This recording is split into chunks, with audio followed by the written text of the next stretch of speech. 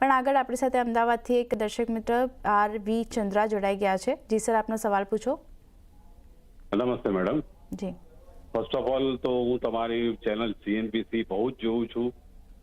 તમારી હિન્દી અને ગુજરાતી ચેનલ બંને હું જોઉં છું અને બહુ જ સારો ઇનપુટ્સ મળે છે મને. હું કોવિડની અંદર તો મતલબ મને એક ટીચર્સ ડે છે તો હું CNBC ને મારો ટીચર્સ ડે માટે હું બિલકુલ ગ્રેટિંગ્સ કરીશ બોટમ ઓફ માય હાર્ટ. અને મને બહુ શીખવા મળ્યું છે તમારી CNBC થી. So I am really thankful to you. Virtually તમે લોકો મને બહુ સપોર્ટ કરી રહ્યો મને ફાઇનાન્સ સ્ટ્રોંગ કરવા માટે. અને મારું ક્વેશ્ચન છે મેડમ, BSc મેં લીધું હતું 101 ક્વોન્ટિટી 1550 પર 1550માં.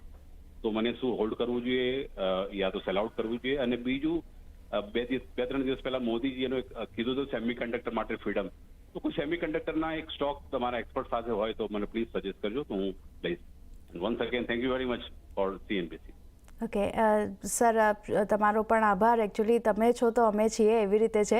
અને આપણા દર્શકો ને જે ખાસ કરીને આપણા નિષ્ણાંતો જે સલાહ આપે છે એને લીધે અમે લોકો અહીંયા છે. તો અમે લોકો ખાલી માધ્યમ છે અમારા નિષ્ણાંતો અને તમારી વચ્ચેનું. અને થેન્ક યુ સર, તમારું જે મેં પ્રશંસા કરી એની માટે. પણ BSE લિમિટેડ માટે તમારો સવાલ છે. 101 શેર તેમણે 1550માં ખરીદ્યા છે. જે રીતે આપણે નીરવજી જોઈ રહ્યા છે આજે ખાસ કરીને કેપિટલ માર્કેટ સાથે જોડાયેલી કંપનીઓમાં એક અપસાઇડ આપણને સારી એવી બનતી દેખાઈ રહી છે. અને સારો એવો નફો પણ અત્યારે તેમને થઈ રહ્યો છે. 765 રૂપિયા પ્રતિ શેર તેમને નફો થઈ રહ્યો છે BSE લિમિટેડમાં. કઈ રીતે અહીંયા વ્યૂ રાખી રહ્યા છો લોંગ ટર્મ માટે BSEમાં? સૌથી પહેલાં તો BSEની અગર આપણે વાત કરીએ તો એક જ સ્ટોક એક્સચેન્જ જે અત્યારે લિસ્ટેડ સ્પેસમાં છે. અનલિસ્ટેડમાં ઓબ્વિયસલી NSE છે અને પ્રોબેબલી એકાદ વર્ષની અંદર એનું પણ લિસ્ટિંગ થઈ જશે. But having said that, BSE, NSE, overall capital markets as a theme, અમને લાગે છે કે 5 થી 10 વર્ષ માટે બહુ જ મોટા પૈસા કમાવી આપશે આપણા ઇન્વેસ્ટર્સ માટે. સો મને નથી લાગતું કે આ બધા સ્ટોક્સ વેચવા જોઈએ. ઇનફેક્ટ જ્યારે પણ આ બધા સ્ટોક્સમાં ઘટાડો હોય તો એક લાંબો સમય રાખીને તમે બાય ઓન ડિપ્સની રણનીતિ અપનાવીને એડ કરતા રહેવું જોઈએ. બિકોઝ કેપિટલ માર્કેટ્સ એક એવી થીમ છે જ્યાં આપણે લિટરલી લાસ્ટ 5-10 વર્ષમાં જોઈ રહ્યા છે કે ડોમેસ્ટિક ઇન્ફ્લોઝ જે રિટેલ તરફથી HNI સેગમેન્ટ તરફથી આવી રહ્યા છે માર્કેટમાં એ બહુ જ સ્ટ્રોંગ છે. અને આવતા 10 વર્ષથી 20 વર્ષ માટે હજી આ ઇન્ફ્લોઝ આવતા રહેશે. Obviously time and again corrections આવશે, પ્રોફિટ બુકિંગ આવતા રહેશે. બટ લાંબો સમય રાખશો તો આમાં મલ્ટિપલ વેલ્થ ક્રિએટ થઈ શકે છે. એટલે ડેફિનેટલી બાય ઓન ડિપ્સની રણનીતિ અપનાવવી જોઈએ. અને જે દર્શક મિત્રોનો બીજો સવાલ હતો, જે આપણે ઓવરઓલ અત્યારે સેમિકન્ડક્ટર્સને લઈને ઘણી બધી ચર્ચાઓ સાંભળી રહ્યા છે with lot of countries like China, Russia and various other countries.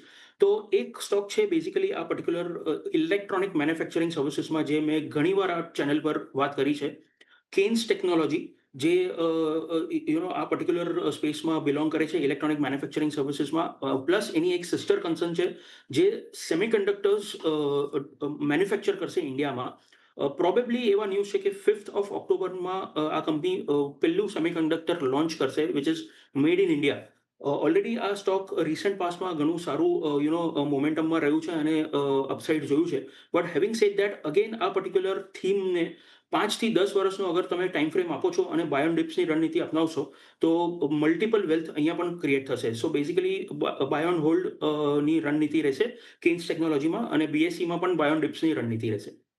Okay, તો આ વ્યૂ ખાસ કરીને બંને કાઉન્ટર માટે બનતો દેખાઈ રહ્યો છે. BSE લોંગ ટર્મ માટે ખરીદારી કરીને ચાલવાની સલાહ બનતી દેખાઈ રહી છે. ઘટાડો આવે ત્યારબાદ જેની પાસે કાઉન્ટર છે હોલ્ડ કરીને ચાલી શકો છો. અને સેમિકન્ડક્ટરમાંથી કેન્સ ટેકનોલોજીનું કાઉન્ટર 1% પડતું દેખાયું છે, જ્યાં લોંગ ટર્મ માટે ખરીદારી કરીને ચાલવાની સલાહ બનતી દેખાઈ રહી છે. અને તમારે વ્યૂ થોડોક 2 થી 3 વર્ષ માટેનો રાખવાનો રહેશે કેન્સ ટેક માટે. પણ